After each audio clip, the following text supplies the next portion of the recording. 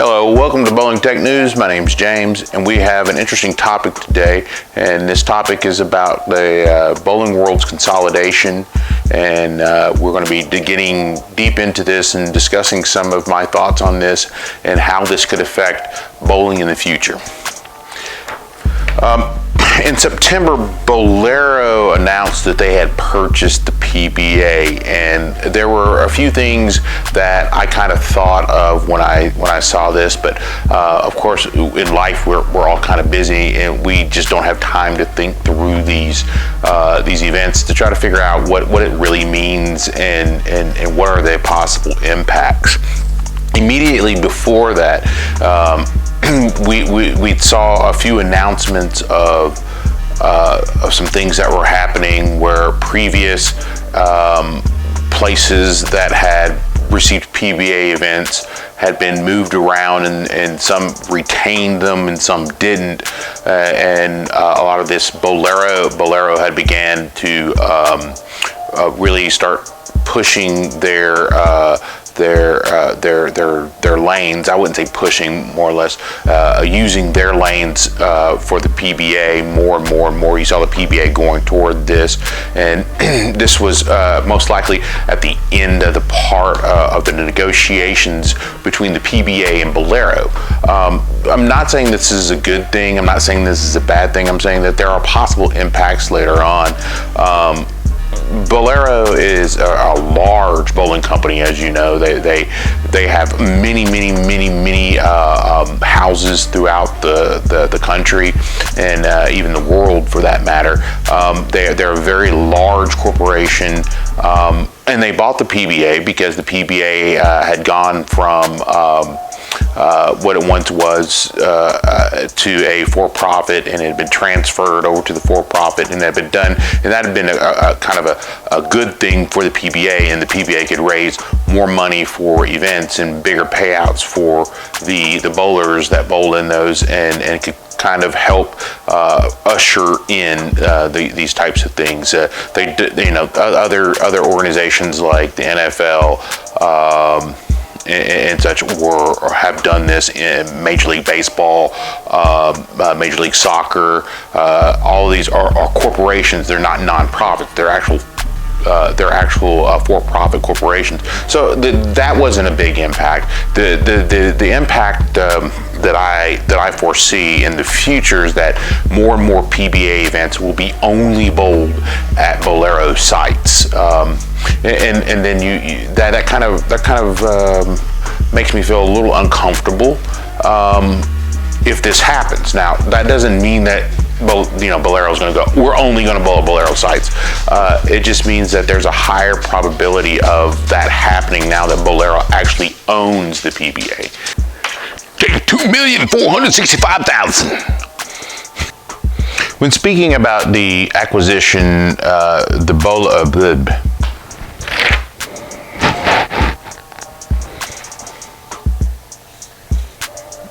When speaking on the matters of whether Bowlero was going to be forcing all PBA events, on the bowlersjournal.com, Chief I can't talk today. Let's try this again.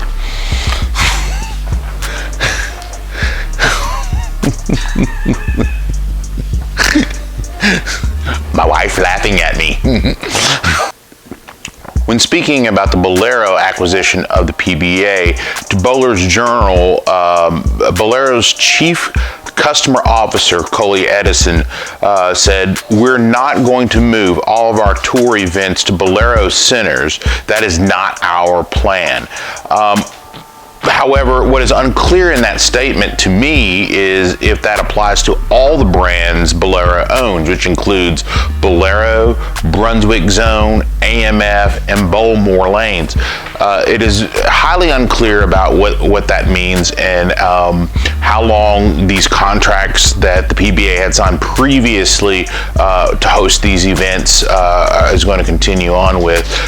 Just keep in mind that these types of corporate decisions, the intent may not be as of now to do something, but in the future can change due to events or due to economic conditions or due to or just due to fiscal needs of the company that owns the PBA.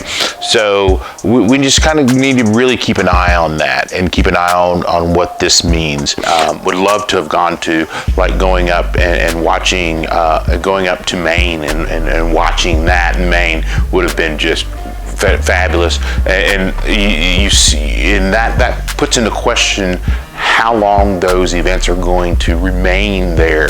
They have contracts for several years, so at the end of those several years, what's going to happen? You know, those are questions that are kind of still up in the air. Bowlero hasn't said one way or another whether they're going to seek to renew those contracts or continue those contracts, or what those contracts are going to look like in the future. But we do know that several Bowlero installation houses have been added into that event, where that event used to be, you know, the PBA, those PBA events up there, the team events used to be solely there. Now they're going to be spread throughout the country, which once again is a good thing for those of you who like to travel to those events. You can now go see one of those events live and in person. And I really enjoyed watching that on TV. The excitement that was there in Maine, that they really had a good time there. What are those media relations going to be like? You know, before, if you wanted to talk to the PBA or wanted to talk to or someone in public relations, it was fairly easy to get in touch with them. That hasn't changed as of yet, but once again, this is a new acquisition. This is a new merger. These things are going to happen slowly. So we're just kind of wait. We're in a wait and see kind of. I'm in a wait and see kind of attitude. But just keep in mind that these things can have some effects from bowling the way we usually like to see them. And then came the big one, the one that really affects day-to-day, can affect day-to-day bowlers, is the acquisition in November that Brunswick bought Ebonite. Now, we all know that Ebonite had been in some financial trouble over the past few years. They had some issues financially, and there were some rumors about possible bankruptcy and possible real problems like that. Now, I don't know if those rumors are true. I'm not saying those rumors are true. I'm just saying that there have been rumors out there about that. That now means that there were, in the space of bowling ball manufacturers, there were 3 competitors. That brought it down to 2, because Brunswick now owns Ebonite. I have to consult my notes here. They now own Ebonite, Columbia 300, Hammer, Track. They own some cleaning and ball maintenance companies like Powerhouse and Robbie's. They own Radical, of course, Brunswick, Deviate, and Ultimate Bowling Products. That is a huge consolidation there. You know, Ebonite, Columbia 300, Hammer, and Track were some very big brands in bowling, and it still are to this day. So now that leaves 2 major bowling ball manufacturers in Storm and Brunswick. Now the question is how is this going to affect pricing for new bowling balls? I mean, with 2 manufacturers, 2 major manufacturers now, is this going to make prices go up? Are they going to be more competitive pricing because of you know, it's mano y mano essentially?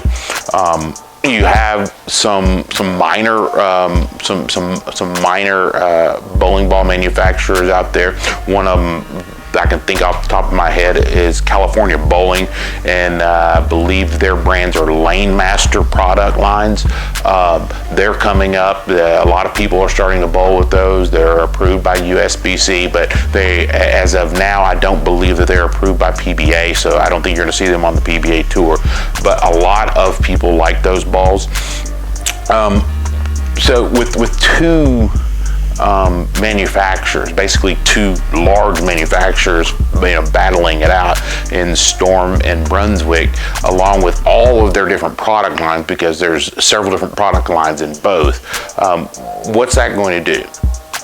Now, what has been said by Brunswick when purchasing EBI is that they plan to keep all those brands, and those brands are going to be kept going, and they're going to be kept running, and you're going to still see balls coming out from all of that. That's a good thing. The question then becomes, what happens with staff? What happens with people who are used to seeing roll certain balls on the PBA? Are they going to conflate any of these together with the different materials that they use? How's this going to affect the bowling technology of the weight blocks and how they do these types of things? Is it going to affect the types of materials used in each? Are we going to see a change in how these balls react and how we're used to seeing these brands react? All of these things are kind of in the air at this point, and I would expect them to stay in the air for the next several years until these things can be ironed out at a corporate level. We do know that the Kentucky manufacturing plant for Ebonite bowling is no longer there. It is no longer in use, and it won't be in use any longer, and that this is the type of things that can be expected from a merger of this type. So let's just play this a little bit more by ear, and we'll continue to monitor this situation, and we'll talk about it more as you post more things online.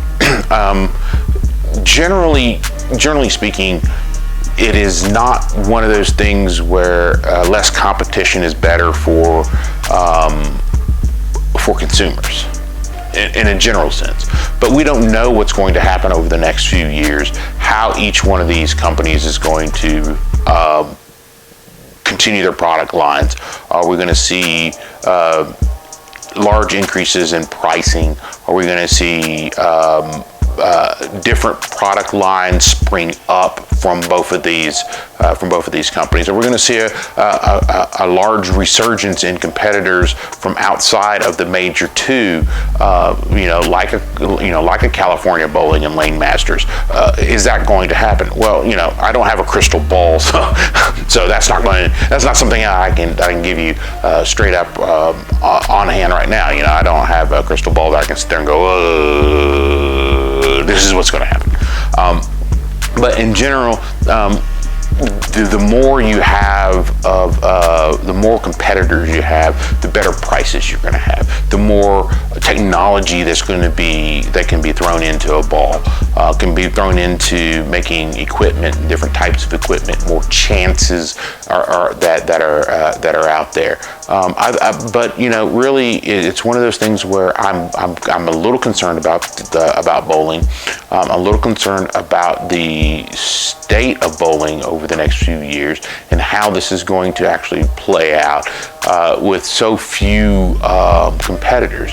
You have essentially the PBA, controlled by one corporation that controls a lot of bowling lanes, a lot of bowling houses, and then you have two companies basically controlling the market when it comes to balls themselves. Of course, they have all these different product brands, but it's still one company, one corporation, and then controlling a lot of those, and then another corporation controlling those other two. Between Storm and Brunswick, they're going to control well over 90% of the bowling ball market. So that can become a problem. That can become a real problem. These are the types of things that I've been seeing on hints of on Facebook and on Twitter, and I just wanted to address it right now, saying that over the course of the next few months, we may start seeing some major changes in how bowling is done. Not the sport, but the actual the actual game of bowling. What we're going to be seeing from corporations that control. You essentially now have three major corporations controlling the PBA, and controlling not only the PBA, but USBC, in the fact that they're the only ones that are producing manufacturing these products. You already see things like USBC having a large number of people from the PBA on the board of directors of USBC. You have also BPAA, the Bowling Proprietors Association of America. They have contributors that are on the board of directors of USBC. And now you're going to see both the PBA and Bowlero and all you're going to start seeing these things in maybe rule changes that come down the road, or where where tournaments are going to be bowled, how they're going to be bowled, where are these regionals going to be bowled, for us amateurs who go to PBA regionals and such. What's this going to look like? We have no idea right now. In fact, I would suffice to say that Bowlero and Storm and Brunswick probably don't have a full grasp of where this is going. These things are recent acquisitions. They're only a couple of months old. So, it's going to take some time to hash what these things are going to do out and how this is going to affect us bowlers. Are we going to be, seeing large increases in pricing, or are we going to be seeing decreases in pricing because economies of scale? Bowling is a sport in which I love and which I don't want to see hurt by these acquisitions. But I can also see, some companies out there taking a step forward. We had on here on our podcast, we had the representatives from Creating the Difference. They're making some exciting bowling products out there, maintenance products for your balls, and apparel. You're seeing that come through. That's great. So I don't think that's going to be the issue. Where I think the issue may come on down the road is the actual manufacturer of the balls, the balls themselves. If we start seeing a squeezing of the product lines, smaller product lines, fewer choices, higher prices, those are the things that concern me right now when it comes to the actual balls and manufacturing themselves. What concerns me with the PBA is, are we going to see no more exciting places that the PBA is going to be bowling at, like those up in Maine? Are we going to be seeing only Bowlero bowling alleys from here on out online? Or is that all we're going to be seeing? They inked the deal with Fox, taking it from ESPN, Fox Sports, and it seems that that's been pretty fun to watch. The Fox seems to be excited about it. But what are those relationships going to be like now that you're dealing with Bowlero as opposed to PBA?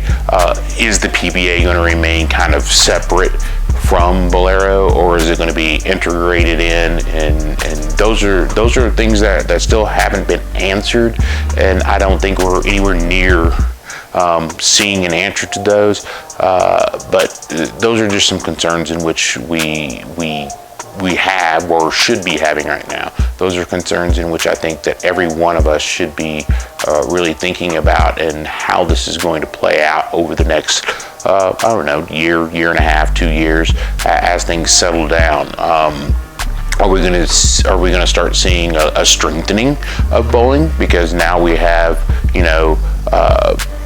a much more sound, stable foundation? That could happen too, but that's not usually what happens when you start seeing these consolidations. You start seeing prices go up, you start seeing and choices go down. That's usually what happens with these consolidations. You don't buy a company that's not doing well and keep everything that they had. You start dumping things, and that's what I see with Brunswick coming down the road, is maybe some tightening of some of those product lines. They'll probably still keep all the product lines, because those product lines have brand recognition, but you may see, instead of seeing 10 balls put out by, like maybe say Columbia 300, instead of seeing 10 balls put out, you may only see 3 or 4 or 1 or 2 put out. You may not see a full product stack in those. You may only see a product stacked in tiered sections, with your premium brands being the ones that get the higher stack and higher prices. So that's what we're looking at on right now. The next question is that there are large consolidations going on right now throughout the country with bowling houses. You're seeing fewer and fewer bowling houses that are independent, and that's been going on for decades now. As bowling, has gone, from its height of popularity to now. But as these things go on, you're starting to see companies starting to buy up these smaller houses, and some of them stay open, some of them they buy just to consolidate it down, and then they close that house, and you only have 2 or, instead of having 4 or 5 places to bowl, you only have 1 or 2. And that's been a consolidation in some areas that I've seen personally. Now the question comes, then there's no competition. And if there's no competition for your dollar, then therein lies a problem with things like, upkeep and maintenance. Are they going to spend the money for upkeep and maintenance because you have no other place to go? That's a huge problem, and especially in rural areas I've seen, and that's an even bigger problem as there are fewer and fewer proprietors out there, and there's more and more corporations buying more and more of these houses. And now you're talking about, instead of having thousands of proprietors, now you have a few hundred proprietors, and you're going to start seeing this consolidation more and more and more and more as the years go on. I predict that is what I think is going to happen over the next few years. So tell me what you think. Let's start this conversation off. Let's do a little bit of research and try to figure out what's going on, how this is all going to play out, where it's going to play out. Is this just the first step? The PBA being purchased is just the first step. Is there other purchases that can be done? Are there other acquisitions, and who are those folks that are going to acquire them? I've looked at every year. I look at the statements of USBC. I look at their public financial statements, because USBC is a nonprofit. They have to publish them. I look at them every year, and it looks really good financially, from a financial standpoint, and that's just a really good gesture and really good hard work done, because at one point USBC was kind of on a shaky ground. ABC and USBC and now USBC, they were on shaky ground, and now they've come to a much more stable financial ground according to their financial statements. What does this mean? Is bowling going to be less and less about the bowler, more and more about the corporate stand on bowling? I think that's a stretch. That was one of the comments that I had read, was that bowling is becoming more and more corporate. It's less about the bowler. Bowlers don't matter to these corporations, and I was absolutely just livid about it, saying no.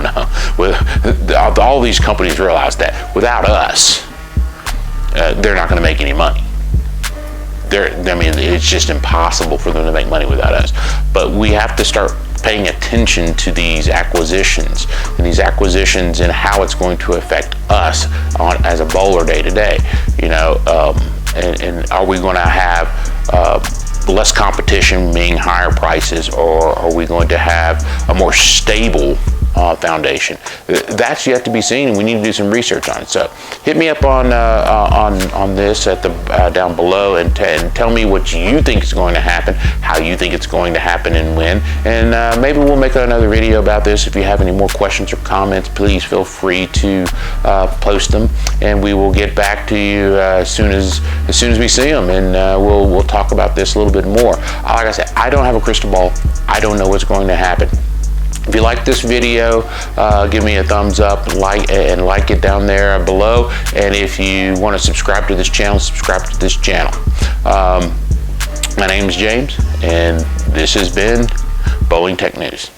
Thank you.